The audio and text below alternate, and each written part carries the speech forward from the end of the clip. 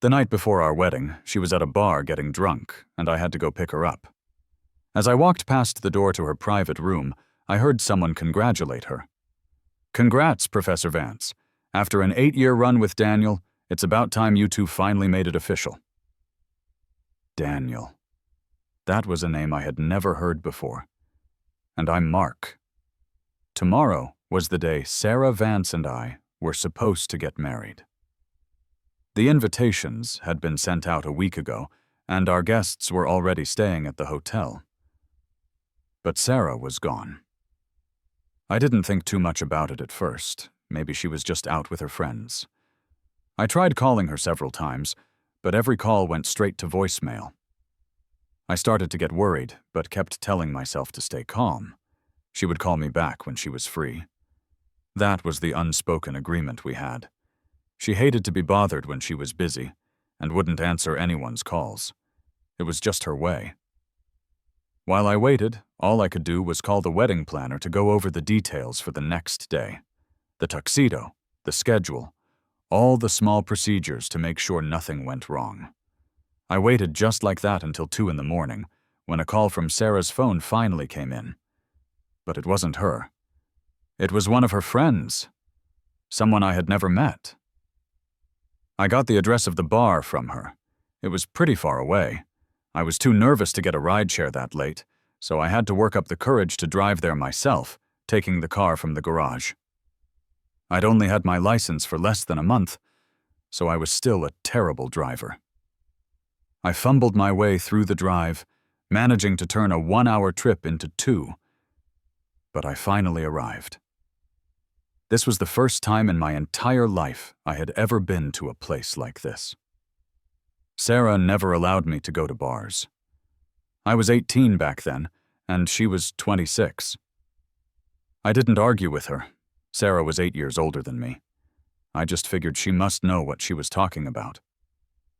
When I got to the door of the private room, I could hear all the noise inside.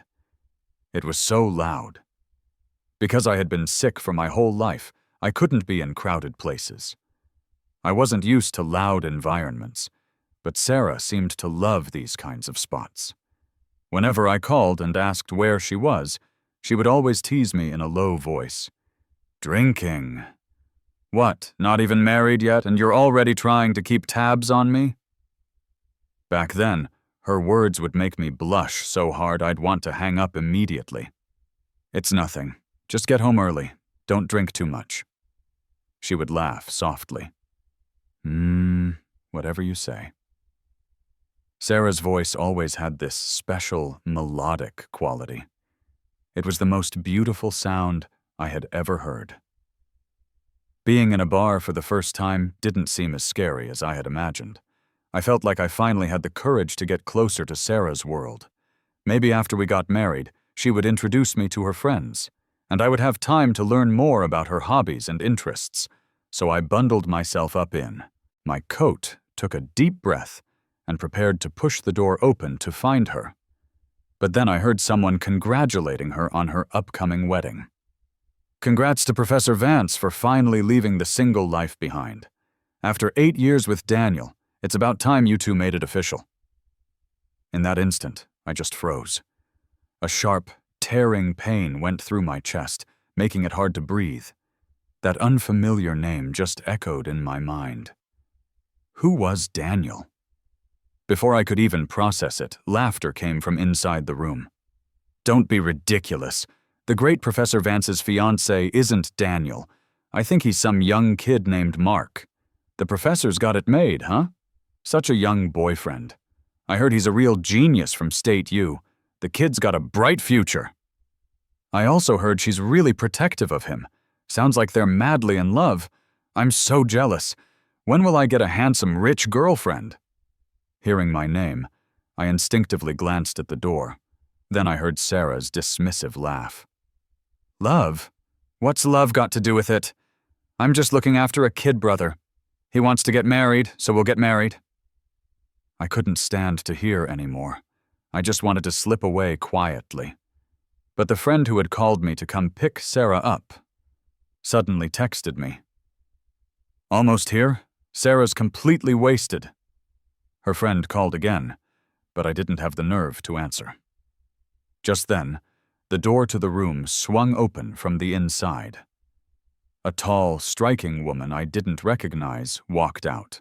I jumped, looking at her and pulling my collar up to hide my face even more.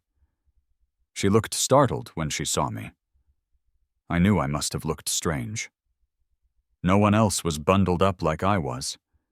Because of my extreme fear of contact with people, it was the only way I could feel even a little bit secure. She noticed the missed call lighting up my phone screen. Understanding seemed to dawn on her. You're Sarah's boyfriend, Mark?" I nodded, my voice barely a whisper. "Yeah, I'm here to pick her up." The woman smiled and introduced herself.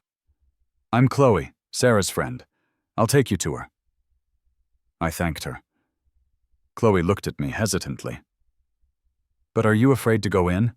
You don't look like you come to these places often. I could just drag her out for you if you want." I shook my head. "I can do it, it's fine. Let's go in."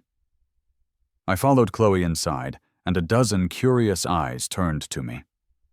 "Chloe? Who's this? He's gorgeous." "Never seen him before. Your boyfriend?" "Shut up," Chloe snapped impatiently. "Can't you people keep your mouths shut even when you're drinking?" The group kept staring at me, sizing me up. "Well, who is he then? If he's not your boyfriend, is he—" If I had a boyfriend like that, I'd be smiling in my sleep. Chloe shot them a glare. "He's Sarah's boyfriend. Stop scaring him. Why are you all staring?" Chloe's words made my hand tremble. She rubbed the back of her neck awkwardly and looked at me.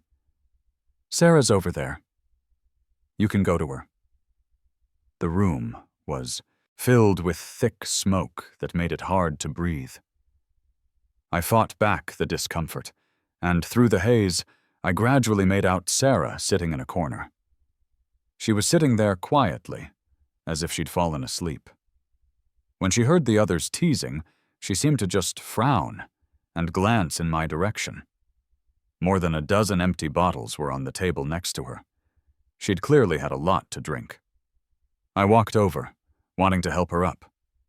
"Sarah, stop drinking. Let's go home."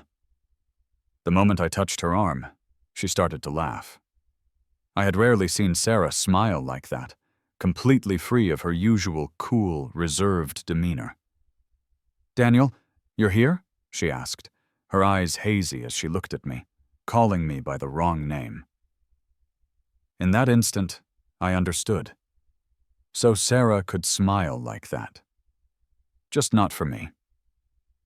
With Chloe's help, I managed to get Sarah into the car. By the time I started the car and drove off, the sky was already starting to get light. In just a few more hours, it would be our wedding day. The anticipation didn't seem so important anymore. The city lights flickered past, but not a single one was shining for me. If I hadn't found out about Daniel, I might have been kept in the dark forever. I never knew that Sarah was hiding someone in her heart. I thought about a lot of things on that drive. It had never crossed my mind that Sarah and I wouldn't get married. I've known Sarah since we were kids. She was 8 years older than me. When I was 6, she was 14. My mother brought her home. Sarah was the orphaned daughter of my mother's best friend from the service. My mother couldn't bear to leave her friend's daughter alone, so she took her in. And just like that, we became a family. Back then, the older generation liked to arrange childhood engagements. Sarah and I were destined to get married. She was always mature for her age, serious and steady, even as a little girl. She liked to keep her emotions hidden and never showed what she was really feeling. She never told me she liked me. I would always tell her in a soft voice, "Sarah, I really, really like you." She would just reply, "You're just a kid. What do you know about liking someone?" Maybe I didn't know what it meant back then, but I truly saw her as the most important person in my life. She would often sigh and say, People change. Someday you won't be into my type anymore. But she didn't know. Her life could be full of different people, of infinite possibilities. Mine probably wouldn't be. Because I was sick as a child, I couldn't socialize or talk to strangers. I couldn't do the things I wanted to do, and I didn't dare to love the person I wanted to love. The word love was too heavy. For me, taking that step meant overcoming shyness, low self-esteem, and so much more. I've loved Sarah for so many years. She was too brilliant. I was never confident I could hold on to her. But one time, I joked with her. "Sarah, let's get married." I didn't know she was in love with someone else. Then, I didn't have much hope when I said it, because our marriage was arranged when we were kids. I had reached the age of 22. She was 30, and our families were starting to pressure her, asking when we were going to make things official. So I tried joking with her. "Let's get married. Then no one will bother you anymore." I never expected her to agree so easily. I was so happy at that moment. I didn't even notice the flicker of self-deprecation on her lips. "So you really want to marry me, huh? Fine, you got it." I thought she was just teasing me, and I didn't think about whether the joke was masking a deeper unwillingness. Thinking back now, she agreed so easily, only out of a sense of duty.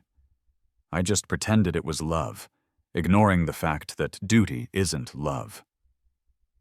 I had asked her if she liked me, but I forgot to ask her if she loved me. It took all my strength to get Sarah onto the bed. She was so tall, she took up the whole thing. I cleaned her up, covered her with a blanket, and sat by the bed watching her for a long time. In her sleep, she was still murmuring his name. Daniel. It's a name that really makes you jealous. Even their names sounded perfect together. "Sarah, maybe we should just not get married. Why would you marry me if you love someone else? You have no idea how cruel you've been." I whispered the words. Tears started to fall against my will. Even though I knew the sleeping Sarah wouldn't answer me, I still wanted to let her go. She had taken care of me for so many years while I was sick. That was enough. The debt she owed our family was long paid. She didn't need to sacrifice her entire life for me. There was resentment, yes, but I couldn't bring myself to hate her. "This time I won't blame you. Let's just end it here." Daylight broke, and Sarah finally stirred. The hangover from last night made her pinch the bridge of her nose in pain. Seeing me sitting by the bed, her face showed a moment of confusion. Then, as if remembering something, she propped herself up. "Mark, why are you still here? Isn't today our wedding?" I remained silent, just watching her, waiting for her to confess, waiting for her to admit she didn't love me, waiting for her to say she didn't want to get married. I needed to learn how to let go.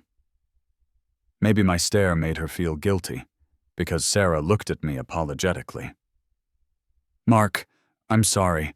I got a little too happy last night and drank too much with my friends. It won't happen again."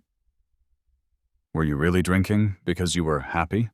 I replied coolly, putting extra emphasis on those two words. A flicker of panic crossed Sarah's face, but she avoided talking about why she got drunk.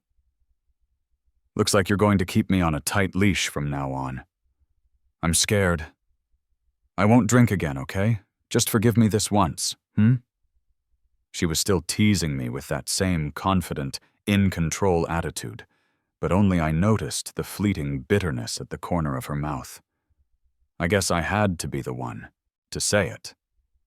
"Sarah, let's not get married." I had practiced it in my head countless times, so the words came out effortlessly. "What do you mean?" Sarah rushed over and grabbed my arm, her grip so tight only I could feel it. "Say that again." My own anger started to rise, and I forcefully shook her hand off me. I raised my voice. "If you don't want to get married, why are you forcing yourself? You love someone else, so why are you marrying me? Am I that easy to fool? If I hadn't asked, were you planning on lying to me forever?" Sarah tried to explain frantically. "Mark, what have you heard? Who told you? Who said I don't want to get married? You have no idea how much I've been looking forward to this day. I've been going crazy waiting for it." For a second, I felt like I didn't even know her anymore. If I hadn't found out, would she have really gone through with it and married me? Unable to let go of someone else while pretending to love me. I forced back the ache in my heart and asked her, "Is that so? Then who is Daniel?" I had shattered the peace she had been trying so hard to maintain. Sure enough, when I asked about him, Sarah's tone was no longer so firm. How do you know about him?" I could see how important he was to her. When Sarah heard his name, her eyes held a tenderness and bitterness she herself didn't seem to notice. It looked like I was the one standing in the way of her happiness, forcing her to marry me out of duty. I had really put her in a tough spot. "Mark, it's over between him and me. The person I love now is you. Please, believe me." I couldn't believe that even now Sarah still wanted me to trust her. "Mark, if you're willing, we can go get married right now. I'll never see Daniel again. Mark, please, don't leave me." She stepped forward, trying to take my hand. I pulled away just in time. "But now, I'm not willing anymore. I'm not willing anymore, Sarah. If you had just told me sooner, I wouldn't have clung to you like this. Why didn't you tell me?" I heard my own voice ask her. The chance I had longed for was right in front of me, but it felt strange and terrifying. Before, I wanted to marry her more than anything.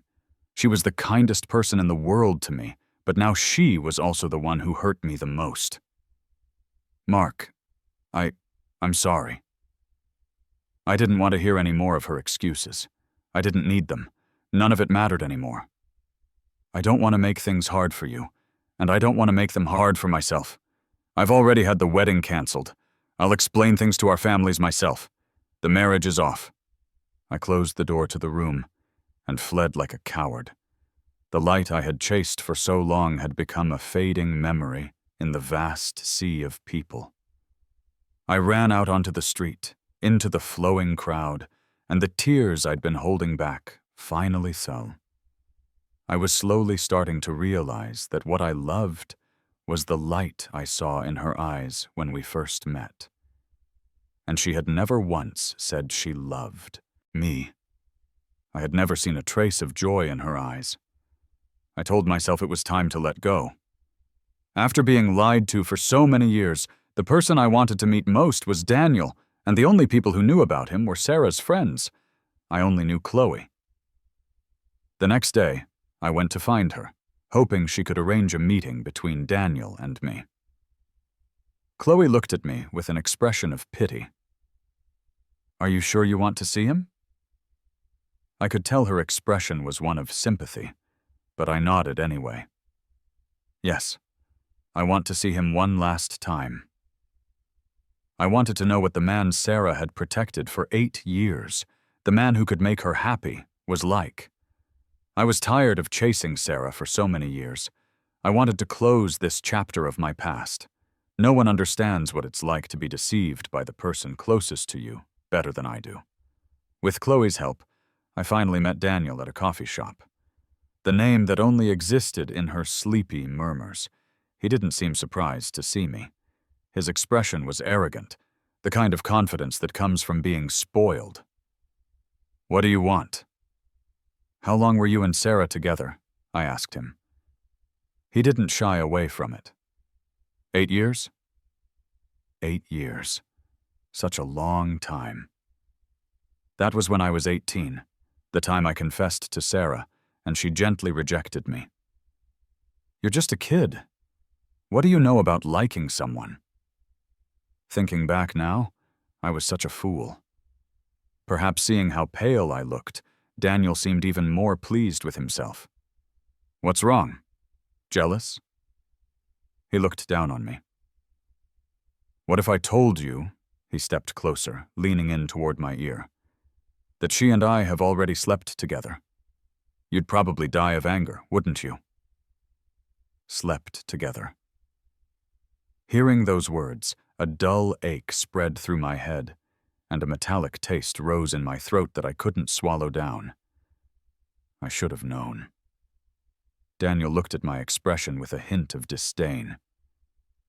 Look at you, such a fragile little scholar. No wonder Sarah had to break up with me and marry you in a hurry. Daniel, that's enough.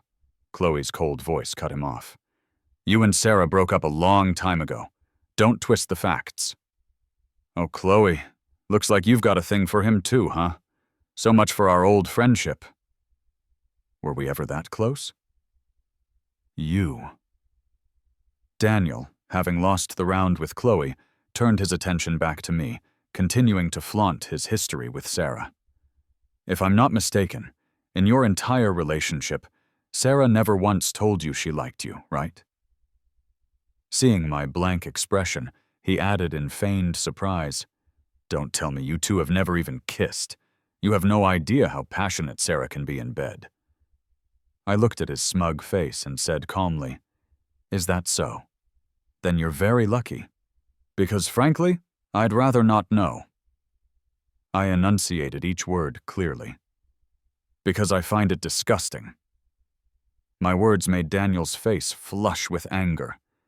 He then called out smugly toward the door. Sarah, you heard what he just said, right? And to think you were always so worried about him. A weakling like this, what's there to worry about? You couldn't even tell him about our perfectly legitimate relationship. Why?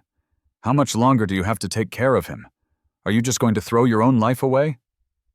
Shut up, Daniel! Sarah burst through the door, stopping him from saying more.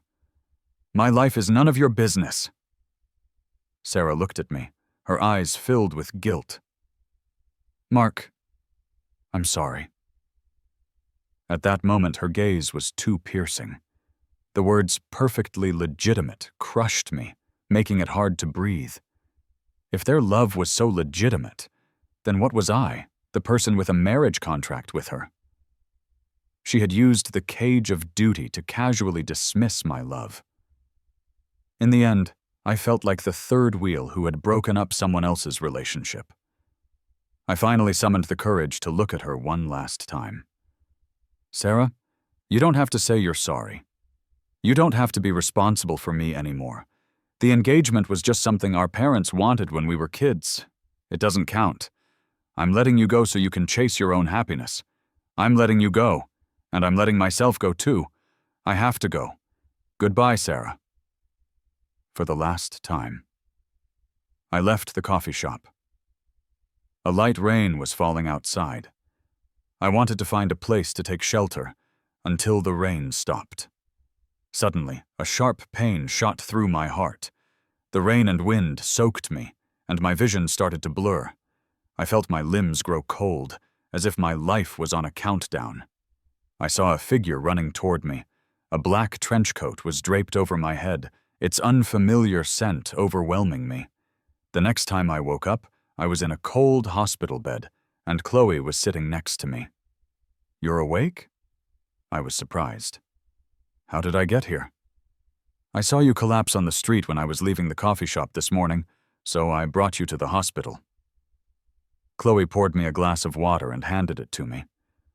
Our fingers brushed, her skin cool to the touch, and I felt a brief moment of awkwardness. Thanks. Thank you for bringing me here. Chloe remained silent. The atmosphere was a bit tense. I didn't know what to say, so I just smiled again. Sorry to be a bother. Don't mention it. I'm a doctor here. Taking care of patients is my job. I never would have guessed Chloe was a doctor. No wonder I had always smelled the faint scent of disinfectant on her the first time we met. Because I'd spent so much time in hospitals as a child, my sense of smell was quite sensitive. Chloe took the water glass from my hand and gently took my wrist. I instinctively tried to pull away, but she stopped me. Don't move. Her tone was serious. You're not in good health right now. Seeing her serious expression, I couldn't help but feel nervous. What's wrong? I used to have issues with social anxiety and depression, but I had gotten much better after treatment. Besides not being able to handle crowded places, I was mostly fine. I thought I didn't have any other problems. Mark, Chloe said my name, her tone grave. Did no one ever tell you that you have a heart condition? How could that be? I never would have imagined I had a heart condition. No one had ever told me in all these years. A wave of desolation washed over me. No wonder Sarah agreed when I said we should get married. Was she worried I was going to die? Daniel was right. I really was a weakling. I had dragged Sarah down and stood in the way of her happiness. I had felt some discomfort in my chest before, and had even gone to the hospital for it. But I always went with Sarah, and the doctor would just tell me to get more rest, that it was nothing serious. It seems Sarah had him hide it from me. Is it serious, Dr. Reed? When I asked her, my tone was tinged with an odd sense of relief. After all these years, I felt like I had gotten used to this body. Maybe I wasn't afraid of dying. I was just afraid of not even having a choice in my own death. Don't be scared, Chloe said softly. I'll find a way to treat you. It's still manageable right now, so don't worry. Thank you, I said gratefully. I knew she was just trying to comfort me. I knew my own body, and I knew it was probably getting worse. Just a moment ago, my vision had blurred for a second when I looked at her, and a sharp pain had shot through my head. But I couldn't let it show. I didn't want to be treated like a patient anymore. In my 22 years of life, I had spent 18 of them in a hospital, ever since I could remember. For 18 years, I had been a burden to others without even realizing it. Mark, are you hungry? Do you want to get something to eat? I was lost in my own thoughts until Chloe's voice pulled me back. I'm not hungry, Dr. Reed. Thank you. I'd like to be discharged now. I got out of bed to go handle the paperwork, but my head suddenly spun and I nearly fell. Chloe suddenly said, I'm hungry. Before I could react, Chloe was already supporting me, her tone leaving no room for argument. Sorry, but I have to insist. I instinctively rested my arm on her shoulder. Chloe let me go. We walked in silence as she helped me out of the hospital. I felt like a patient on display, and it was a bit embarrassing. Chloe whispered comfortingly, You haven't eaten, so your blood sugar is low. I'll take you home after we get some food. Are all doctors this attentive? After eating with Chloe, it was already getting dark. She walked me to my front door and took out her phone, telling me to add her on Messenger. I didn't want to. I was trying to cut off everything related to Sarah, including her friends. I didn't want to get involved with them anymore. But Chloe's words made it impossible for me to refuse. She said, Mark, you have to find your own way forward. Some people can walk with you for a while, but only you can be with yourself for a lifetime. But I don't have a lifetime. I'm sick. I finally told her. Chloe, you know I don't have much time left. But lifetime is too long, so please don't waste your time on me. Shut up. Mark, listen to me. Chloe pulled me into her arms, and my head rested on her shoulder. I could hear the deep rumble of her voice from her chest, as if she could read my mind. You have never been a burden to anyone. Trust me. You're going to get better. I'm your doctor. I will help you. In that moment, the tears came like a flood, as if I was trying to cry out all the grievances of the past years to this person I barely knew. I don't know how long I cried. I just remember the streetlights flickering on and off, and her saying, Let's work on this together. Okay, Mark? I didn't answer. Believing in someone was becoming harder and harder for me. People you see every day can change. What about someone you've just met? I got home late. Standing in the yard, I heard a heated argument coming from inside the house. It was Sarah and Daniel. What was he doing here? A sense of foreboding washed over me. I remembered what Chloe had said. Mark, Daniel is not a simple person.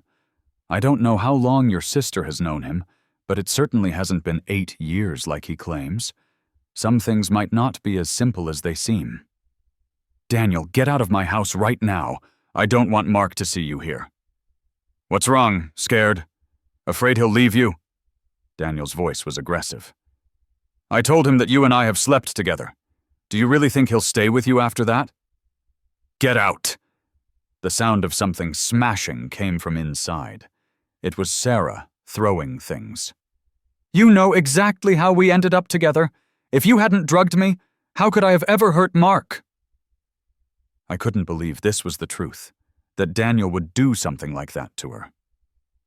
Without thinking, I threw the door open, stormed into the room, walked right up to Daniel, and slapped him across the face. What gives you the right to treat her like that? Sarah was shocked by my sudden appearance. She grabbed me and pushed me toward the bedroom. Mark, go inside. Don't get worked up over someone who doesn't matter. I'll explain everything to you later. I knew she was afraid I'd have a heart attack, that she didn't want me to get upset. But this wasn't that simple. I had to get to the bottom of it today. What was the truth that she had hidden from me for 8 years? The truth that made Daniel so arrogant? I grabbed her arm. Let me go. I have something to ask him. I needed to know if the truth was something I could even handle. Tisk, tisk, what a touching sibling bond. Daniel clapped his hands, looking crazed. Mark, you're defending her like this, but do you even know what kind of person she is? Don't be a fool, Daniel warned me. You and I are nothing but stand-ins for my sister, Emily. Hearing that, I thought it was absurd. Aren't you, Daniel? But I was wrong. Edward revealed a past I had completely forgotten. I am Daniel, but my sister and I have different names. Do you know how she died? She died saving Sarah. My sister was the one she could never forget, wasn't she, Sarah? Daniel asked her. I saw the pain in her eyes and felt my own heart ache so much I could barely breathe. I remembered a night many years ago. It was raining heavily, and Sarah didn't come home all night. The family sent out search parties, and they found her unconscious by the river. After she woke up, the sister who used to tell me everything started keeping secrets. She didn't seem happy anymore. I never knew she had been shouldering so much, that she had gone through such dangerous things. Daniel said Sarah would always owe his sister a life. I finally understood. Her tolerance for Daniel all came from the debt she felt toward his sister. Even after being drugged, she could still keep it a secret from me for 8 years. After Daniel left, I looked at Sarah, who stood dejectedly in the living room. I didn't know what to say. Any words would have felt empty and weak at that moment. I silently walked up and hugged her. I'm sorry, Sarah. Sarah hugged me back. Mark, I didn't want you to know about this. Sarah told me that at a dinner party once, she saw someone who looked exactly like the deceased Emily. Overwhelmed by guilt and the joy of seeing someone she thought was dead, she let her guard down and was drugged. When she woke up, the deed was done, and all she saw was a disheveled Daniel lying beside her. She was afraid that if I knew the truth, I wouldn't be able to handle it, that it would affect my heart. So she had been in secret contact with Daniel ever since. Knowing all this, it would be a lie to say I wasn't hurt. The deception was real, and the concealment was real. I didn't know how to face her anymore. Sarah, what happened? I forgive you. But from now on, let's just be brother and sister.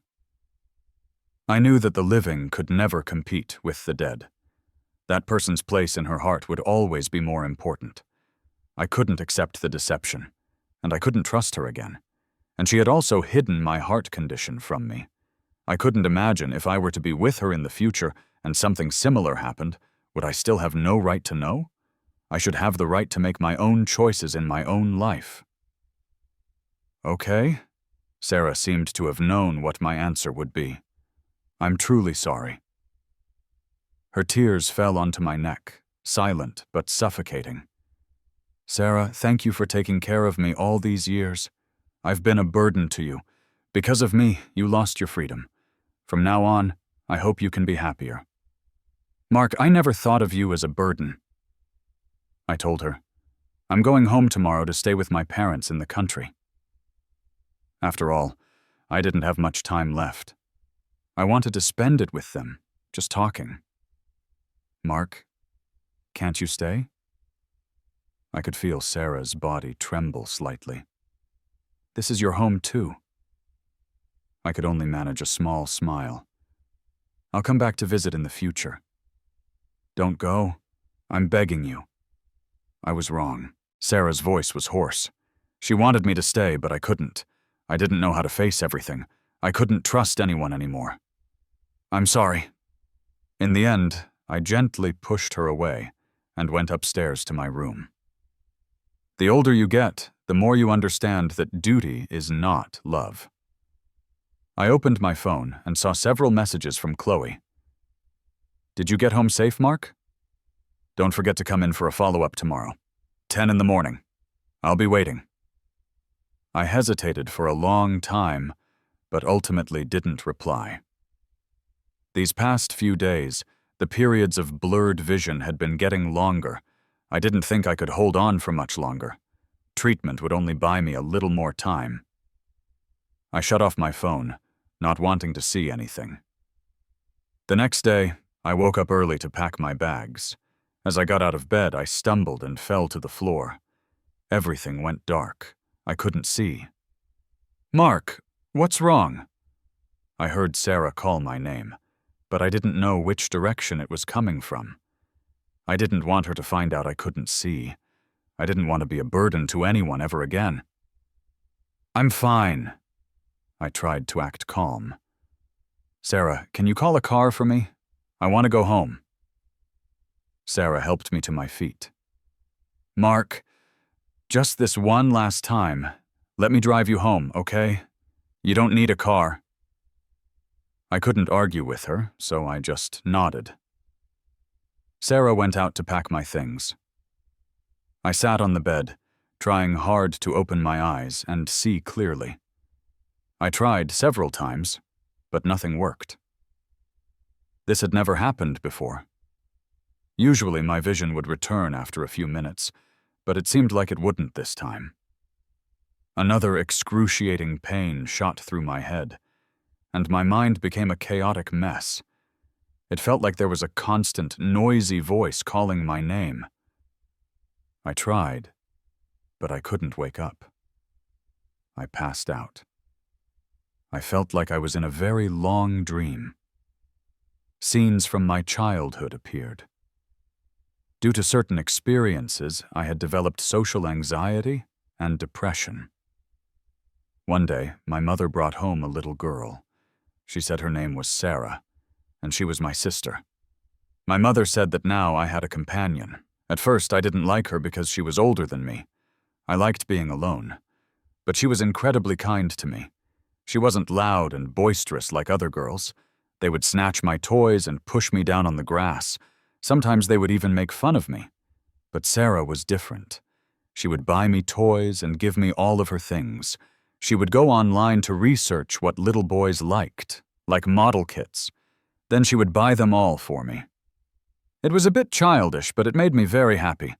I didn't like to talk, but she would always try to make me laugh. At the time, I thought she was so noisy that she talked way too much. But her eyes were filled with such sincerity that I couldn't help but want to respond to her. Every time she teased me, I couldn't resist talking back. It turned out that having a sister was the most wonderful thing in the world. The scene shifted to that rainy night, and everything changed. My already mature sister became quiet and reserved. Her thoughts were no longer visible on her face. I found it harder and harder to understand her. She was still incredibly good to me, But this kindness felt different, unfamiliar, warm, yet sometimes it filled me with a baseless fear. It was like knowing that someone you thought would never leave you would one day be gone. And so you start waiting for that day to arrive. Afraid, but helpless. On my 18th birthday, I confessed my feelings to her and was gently rejected. I began to understand that baseless fear. It was the fear of not being able to keep her. I gradually realized that she had never belonged to me, until the day before the wedding, when I went to the bar to pick her up. I heard her say, "Love? What's love got to do with it? I'm just looking after a kid brother. He wants to get married, so we'll get married." My heart finally died, and I told myself to let go. All those old obsessions vanished with it. That's why I decided to go back to the countryside to be with my parents. But I couldn't see. I didn't want Sarah to find out, but the pain in my body wasn't something I could control. I passed out. I vaguely remember Sarah frantically driving, the roar of the car's engine deafening. Then came the violent sound of a collision. Time seemed to stop in that moment. The smell of blood filled the car. I couldn't tell if it was my blood or hers that wet my fingers. I couldn't move. Tears streamed down my face, pooling in my ears.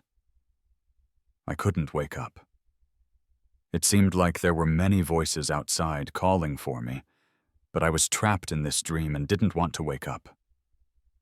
I heard a mechanical sound in my ear, like a clock counting down my life. I fell completely unconscious. I don't know how much time passed, but I heard someone call my name. "Mark, wake up. I have to go now." It was Sarah's voice. She was calling me. In a daze, I saw her figure, faint and dark. A baseless fear made me want to grab her. "Don't go, Sarah." But I couldn't catch her. The tears flowed uncontrollably. "Mark, don't cry. I'll always be with you." Her voice grew more and more distant, so far away that no matter how much I cried out, I couldn't keep her. I woke up struggling. She wasn't in the hospital room, only Chloe. "Mark, you're awake? Are you feeling uncomfortable anywhere? Chloe, where's Sarah?" I scrambled out of bed and grabbed her shirt. "Where's my sister? Where did she go? Wasn't she the one who brought me to the hospital?" "She was bringing you to the hospital when the car malfunctioned, and she—" Chloe didn't answer, changing the subject instead.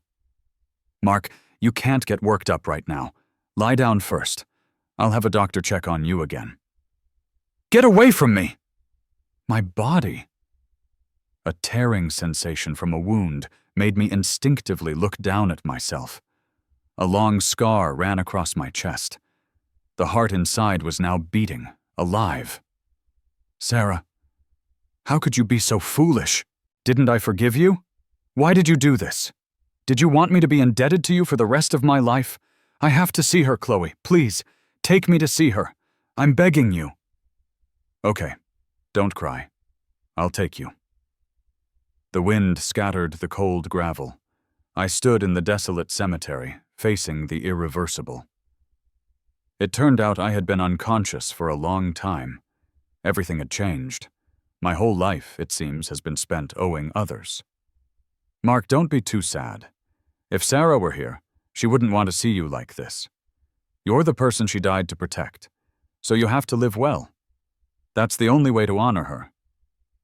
Live well. Those words are too heavy. Living on with Sarah's life. How long can I last? The day I was discharged, Chloe came to see me off. She handed me a letter. "Mark, your sister asked me to give this to you. If you ever need anything in the future, you can come find me." I took the letter from her hand, looking at the expression in her eyes, not knowing how to respond. That look, I've had it before. "Thank you, Dr. Reed.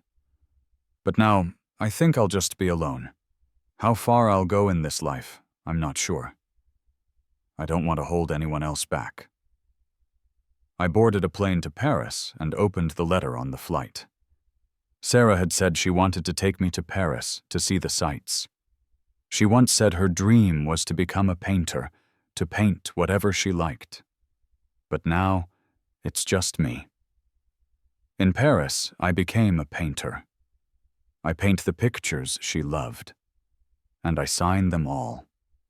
Sarah Vance. The letter said, "Mark, if there is a next life, I want to meet you purely and cleanly, and paint only for you." Her dream. I have fulfilled it for her, but for us, there is no next life. Sarah's story, the day of the crash. The day I was going to take Mark home, his condition worsened. He wanted to go home, but I didn't want him to. I knew his vision would sometimes fail, and he hid it so well, not wanting me to find out. I could only pretend not to know. He said he had been a burden to me for so long, but he didn't know I loved being his burden. It was the driving force behind everything I did.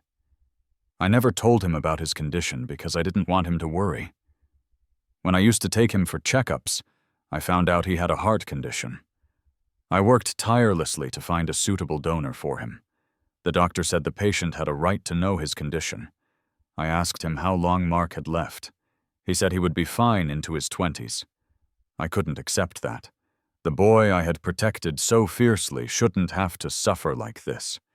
He was only 18 then. He was just starting to emerge from the shadows of his past, becoming less withdrawn, his depression lifting. I was the person he trusted and relied on most. I couldn't bring myself to tell him that cruel truth. I had thought that if possible, I would give him my heart. After getting tested, I found out we were a match. If he knew, he would never agree to it. He might even try to run away from me. I didn't dare tell him. While I searched for a suitable donor, the thought of giving him my own heart was always in the back of my mind. On his 18th birthday, I rejected his confession. I teased him, "You're just a kid. What do you know about liking someone? Maybe someday you won't be into my type anymore." Seeing the disappointment in his eyes, I had to fight the urge to go and hug him. If I couldn't be with him for long, it was better not to give him any hope from the start. I was afraid that when he reached his 20s, I still wouldn't have found a suitable heart for him. What would he do all alone after I was gone? So I had Chloe call him, asked him to pick me up, and deliberately said those harsh things, just wanting him to give up on me. But when he really did give up on me, I started to regret it. I had also thought about just throwing caution to the wind, living in the moment, and cherishing the time we had together. But then I met Daniel at that dinner party. He had the same face as Emily. My childhood friend, not dead after all, had reappeared before me. In my relief, I let my guard down. Daniel drugged me. I knew then that I was no longer worthy of Mark. Daniel always hated me because of what happened to his sister.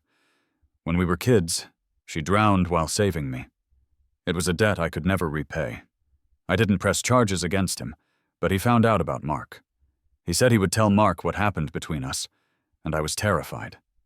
Mark had a heart condition. I was so worried something would happen to him. So I was entangled with Daniel for 8 years. He would make unreasonable demands. Over time, when I finally came to my senses, it seemed that Mark and I had reached a point of no return. I overlooked his strength, and I forgot his stubbornness. It wasn't until he said we weren't getting married that I realized what I had lost. I should have been more selfish. Maybe then the ending would have been different. My biggest regret is not telling him sooner. He deserved the right to choose his own path in life. On the way to the hospital, the car malfunctioned and collided with another vehicle. I threw myself over the unconscious Mark to protect him. Blood flowed down my arm, onto my fingers holding him, and onto his neck. He must have smelled the blood, because he started crying in his sleep, tears seeping from the corners of his eyes. I tried to wipe his tears with my blood-stained fingers, but I couldn't get them clean. I couldn't wipe them away. I wanted to tell him not to cry, but I had no strength left. It felt like I was saying goodbye to him forever. When we were both taken to the hospital, I was still somewhat conscious. Chloe performed the surgery. I knew I wasn't going to make it. I had written a will long ago stating that if anything happened to me, my heart would go to Mark. Chloe knew about this too. I asked her to give Mark the letter I had written long ago. I hoped that in the next life I could meet him, purely and cleanly. No deception, no secrets, no hurt. Whatever our roles, I would gladly accept. I wanted to tell him that I never loved Emily. From the very beginning, it was only him. He was never a substitute for anyone. I loved him simply because he was Mark. I loved him more than life itself. He was never my burden. He was my weakness.